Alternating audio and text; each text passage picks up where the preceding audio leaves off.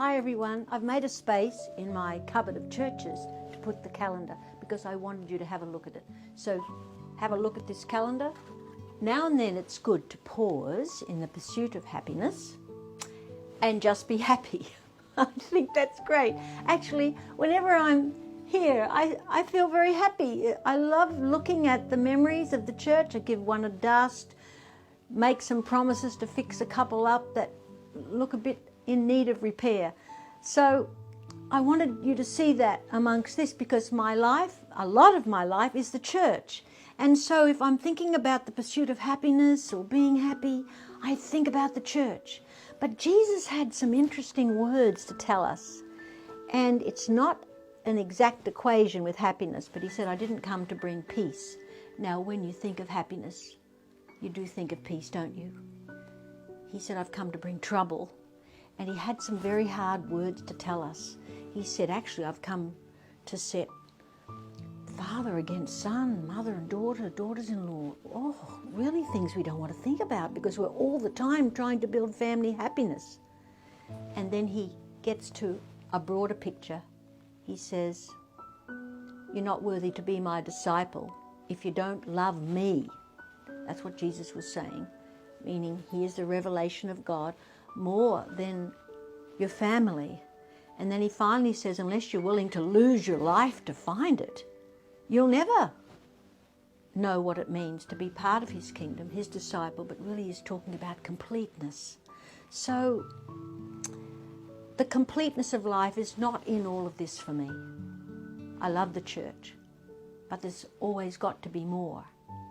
And somehow the search, the pursuit of happiness doesn't lead to happiness. It's as if when you give yourself to something bigger than yourself, it's then that you find moments of happiness and completeness. I like to use the two together, completeness and happiness, wholeness. And when you have that experience, it's like something that can feed you for a very long time. I wonder what makes you happy. And then I ask you, what is your pursuit of happiness if you had a picture of that? Well, I'd have to say that the church is in there, despite its failings, despite the very humanity of the people who serve the church. It's as if that somehow glimpses of community and belonging and hope have come through the church. And so many good things that I want to be a part of that. But so many of you aren't. And that's okay. But what's not okay is if we're unhappy and miserable, and that we never have an experience of this completeness or wholeness. That's not okay. And Jesus came to speak to that. He wanted you and me to know what it's like to lose the life that is so incomplete and shallow, to find a life in serving and in giving. Yesterday I spoke about how, acquire without meanness and give without hesitation. Yeah, it's pretty good. That's what he lived for and died for. And we all need it, no matter what our culture or religion. To find completeness means to give our life to something beyond that. Once in my parish, I used to talk a lot in the kitchen with a young woman, and she used to so desperately want a partner, and she was so worried that if she didn't get a partner soon and not have children, she just couldn't live. And every moment of the day was thinking about, I've got to find the right guy. And then,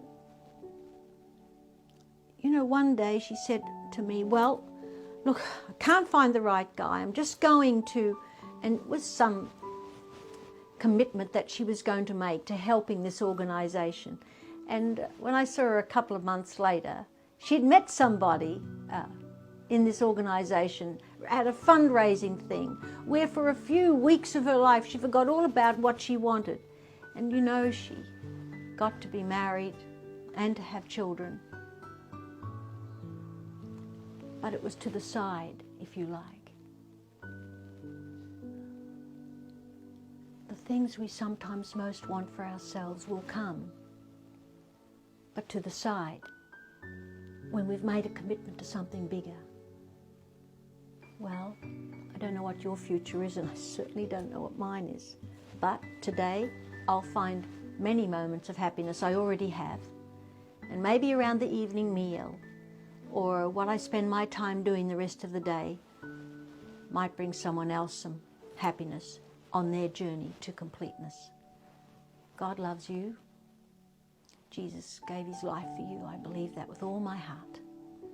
And in a strange way, we get to like each other through this amazing medium, Pauline's Place. See you tomorrow.